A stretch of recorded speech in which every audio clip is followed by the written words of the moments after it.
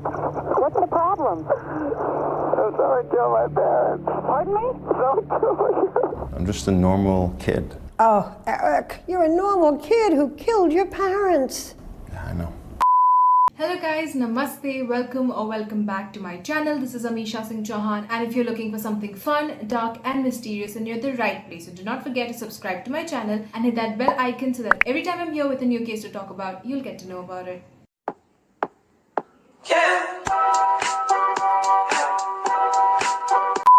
So today we will be talking about the Menendez Brothers. The case is highly conspirated, and as of now it's back in the limelight thanks to TikTok in very specific. So I heard about this case long time ago when I was going through a lot of Parricide murder cases, and it always stuck in my head, and I knew that the moment I would start my YouTube channel I would definitely cover it. But then in December of 2020, all of a sudden I started seeing these TikToks. I personally never had TikTok, and it is also banned right now in India, so I cannot go there. But then I saw these TikToks on various Facebook groups. Now I saw that there were two different types of TikToks made on the Menendez brothers. In one of the TikToks, the girls were talking like they were basically fangirling on how hot and how smexy these brothers looked while they were in the court. And the other TikTok was talking about how unjust the entire trials were, and they were fighting for their justice and requesting people to sign petition to DA of California. Now, to this came different responses. There were two different parties again. One of the parties were supporting these TikTokers, were talking about how the trials were unfair, and the other party, they were talking about how these TikTokers and various influencers who were talking about these Menendez brothers right now were not even born when these things were happening. And frankly speaking, I do come to that category. I mean, I was not born when these things were taking place. But the thing is that here we are sitting over here, we are talking about this case, and we will be revisiting this case together. Even if you have heard about this case, let's just sit down for a second and go through this case again. So let's start with the case. On 20th of August 1989, Joseph Lyle Menendez, who goes with his middle name Lyle, he dialed 911 at 11:47, and he told the operator that both of his parents were shot dead in the house. Now the police arrived at the address, which was 722 North Elm Drive, Beverly Hills, California. Now when they arrived at the house, they saw that both the brothers were in a mourning state, like they were hysterical, they were screaming, they were crying. Eric was on his knees, he was crying, he was probably in the fetal position. Now when the police entered the house was huge. It is said that a lot of celebrities used to live in that house. It was $4 million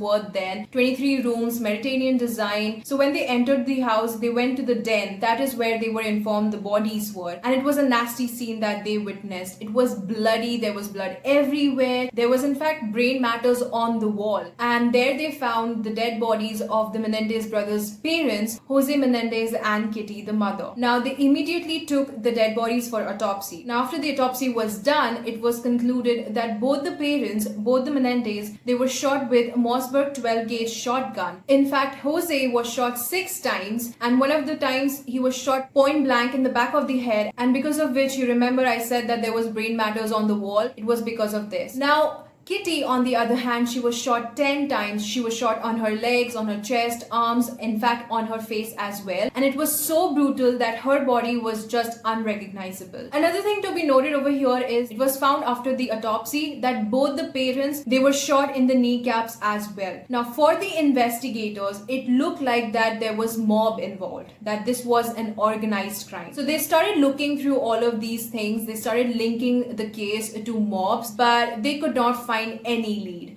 Also, Jose was a super rich personality. He was very powerful. His worth was in millions, and he was the CEO of live entertainment. So they knew that he most probably had so many enemies, and one of them might have some motives to kill them. But none of these motives were enough to go and kill Jose and his wife. So in the end, the police were left with nothing. But then they started noticing and observing things. Now 6 months after their parents' death, by the end of the year 1989, the boys had spent around $1 million. In fact, after the parents' murder, Lyle got a Rolex watch, which he even wore to the funeral. So you can imagine, like, his parents just got shot by this mob, and he goes for shopping for a Rolex watch and he wears it to the funeral. Not only that, he even got a Porsche car that he so desperately wanted, but the father never allowed him to get one. He also got a restaurant in Princeton and he was planning on expanding it. So yeah, you can see that he was really working on business. Apart from that, Eric was spending less. I mean, he did get a Rolex watch for himself, but other than that, he just hired a full-time tennis coach because he was really good in tennis, okay, and he really wanted to compete in international tournaments. And this hired tennis coach was really expensive. Also, the boys stopped living in the mansion in the Beverly Hills. Instead, they would live in various penthouses. They would go around in different condos and various hotels. For the police, they could clearly see that the boys were spending lavishly. Like in Hindi, we have a quote like "Haathon ka mail," which basically means that they were spending money as if it was dirt of their hands and they were rubbing it off. And the police were pretty much sure that the boys definitely had financial motives, like they could get the insurance money and they had the will. So they started digging up more inside the brothers. And that is when they got to know about two things. So the first thing was that a couple of days before the murder, the boys had gone to San Diego and they bought 2 shotguns from a store. The second thing was that they hired a computer expert who basically cleaned and deleted everything from their mother's, as in Kitty's, computer. So this was really suspicious, but the investigators still did not have any solid evidence. So they requested one of Eric's friend who was really close to Eric, and by the way, Eric, along with his friend, they wrote a play and it was called Friends. And no, we're not talking about that Friends. Now, coincidentally, in this story, the boy kills his parents for money. Yes, coincidentally. So they requested this friend of Eric's to be wired and go out on a lunch with him and then ask him certain questions regarding the murder, which he did. So when he asked Eric if he had murdered or if he had any hand in murdering his parents, he said no. So now the police had no leads and they had no clue as to what was happening in this case, and they were completely blank. But little did they know that soon a lead would be literally walking into their office. And I mean it literally. So Eric, after some time, he eventually confides to his psychologist, Dr. Jerome Oziel. He tells them that him, along with his older brother Lyle, had shot his parents. Now when Lyle got to know about it, he was really mad. So much so as to he even threatened Dr. Oziel that if he goes to anyone and tells their secret, then he would kill him. Now after this, both the boys would oftentimes go to Dr. Oziel for various sessions, and they had no idea that all of these sessions was being recorded by Dr. Oziel. Also that his mistress had overheard this conversation and she knew about their secret. Now remember, I was talking about the lead walking straight into the police's office. This is the lead. The mistress goes and reports this to the police. Now that is when the police goes on arresting Lyle when he was leaving the state on 8th of March 1990. Now 3 days later, Eric came back from his tournament in Israel on 11th of March 1990 when he was arrested. Now in the investigation, it came out that probably on the day of the murder, the parents were really tired after they had gone for shark fishing, and the brothers, they had gone to a movie theater watching Batman, after which they even went to an annual festival called Taste of LA. Now after which, according to the brothers, when they got back home, they found the bodies of their parents where they were shot in the den. But according to the investigators, it was found out that the boys had actually came in while the parents were inside the den watching the movie, and the brothers entered the scene and they started shooting their parents. It is said that when Jose was getting shooted, Kitty got up from her sleep and she tried to escape, but then she was shot in her leg and she got on the floor. When she tried to escape again, she slipped in her own pool of blood, and eventually the brothers shot her brutally, which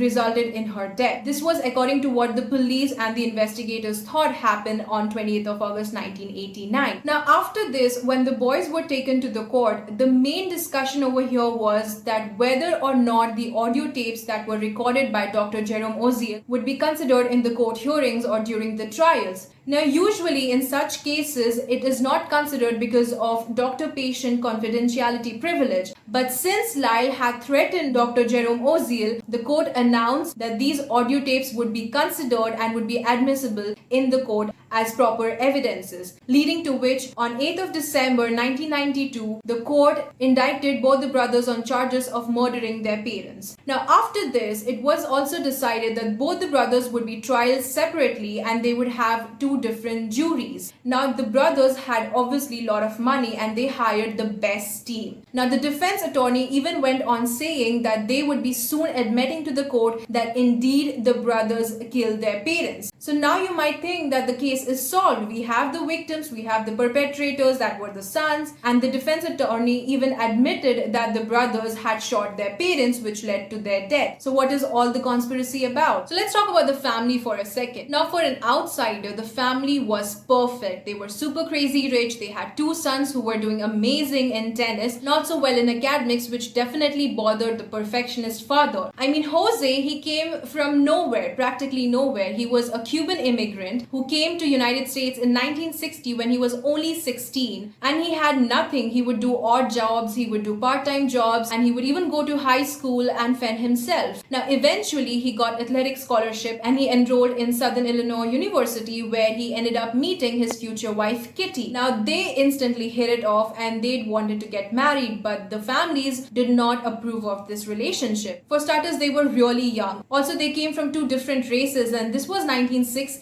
and people did not accept interracial marriages much. But anyways, they ended up eloping and they married in secret. Now, after this, he dropped out from his university and got settled in New York along with his wife, who started working in an elementary school as a teacher. Now, he enrolled in Queens College, where he got his accounting degree. Now, after this, Jose started working in the corporate world and he was immediately getting identified by various people. He was doing an amazing job. He had passion, he was hardworking, he had the brains, and he knew how to really excel in the field. Now, in 1968, they had their first son, Joseph Lyle Menendez, on 10th of January, after which Kitty decided that she wanted to be a full-time mom, so she stopped working as a teacher. Also because Jose was earning enough. Now, after this, he got another opportunity and the family shifted to Princeton, New Jersey, where in 1971, on 27th of November, they had their second son, Eric Menendez. Now, by this time, Jose was doing amazing. He was literally earning in millions, and the boys had the financial security at the very least. Now, he wanted his boys to be just as charismatic as him and more successful than him, because he believed that he came from nowhere and they had everything, so why not? So he would give them everything and he would expect that both the boys would do excellently in academics and sports and various other fields, but that did not work. The boys were pretty average in academics, but then he settled down and he compromised because they were excellent in tennis. Now, for Jose, this was all not enough. So he always wished that one of his kids would end up in an Ivy School league. Now, that did happen, but after a lot of struggle. Lyle did end up going to Princeton University, but that did not end up well. I mean, he got suspended for a year because he plagiarized one of his psychology assignments. Now, by this time, the family had relocated to California in Calabasas, where he became the CEO of Live Entertainment. Now, during this time, things started literally falling apart, and the parents realized that the boys were not doing so well. I mean, according to the boys, they tried to give their best and they tried to give their all efforts, but they could never really make their father in specific happy or even satisfied. And with the mother, she was really troubled because the boys would literally go around the neighborhood and they would steal things. Now, in fact, they even got arrested once when one of their friends literally ratted them out to the police. But thanks to Daddy Jose's money, they escaped it out easily. They just had to do some voluntary stuff. So all of these things were not really settling well with the family, and they had a lot of internal problems. Now, this is when the defense attorney came out giving a very shocking statement in their defense of the case. Now, initially, the prosecutors had no idea as to what the defense's strategy was. They were keeping it all hidden.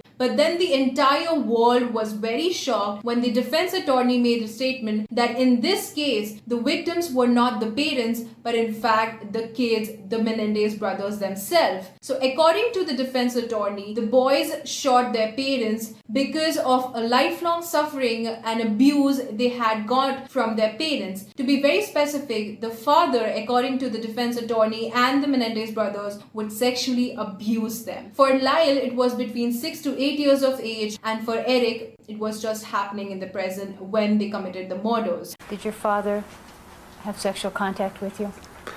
Yes.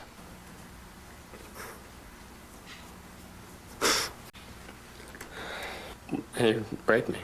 Now, this was their defense. This was the argument that the defense attorney gave, that the brothers shot them for their own security, for their own safety. Now, the defense argued that the boys, a couple of days before the murders, had actually confronted the father and told him that if he continues doing this, then they would go out in the public, report him to the police, and expose him. Now, obviously, the father did not take this well. He in fact threatened the boys that if they would do so, then he would kill them. Now, the prosecutor over here did not take this well, obviously. They questioned about the validity of the sexual abuse that the defense was so claiming. There was no evidence of sexual abuse. There were no pictures, there were no bruises, there were no proper witnesses. Now, there was a witness, a cousin of the Menendez, who said that when he was younger, Lyle had actually confided about his father touching him privately and doing things that was not so acceptable. But then the court just did not accept it for long. The prosecutors also came out with valid points. Like, for instance, they talked about Kitty over here. So they questioned if the father was literally abusing them, then why did they kill the mother? So the defense argued that it was the father who was sexually abusing the kids, but the mother was not behind in this. She was emotionally and mentally torturing these kids as well, the brothers as well, because she knew the entire time that her husband was abusing her sons, but then she never spoke for them, she never protected them, and when the boys would complain about this to her, she would just ignore it. So the boys at the time saw her as their father's accomplices. Now, the prosecutor over here brought up the point that just a couple of months before the murder, Kitty had actually confessed to her therapist that she was not feeling comfortable around her sons. She even said that she believed that her sons were sociopaths, and she bought a couple of rifles that she would keep under her bed and in her closet, and she would oftentimes shut her door because she felt that she was in danger around her sons.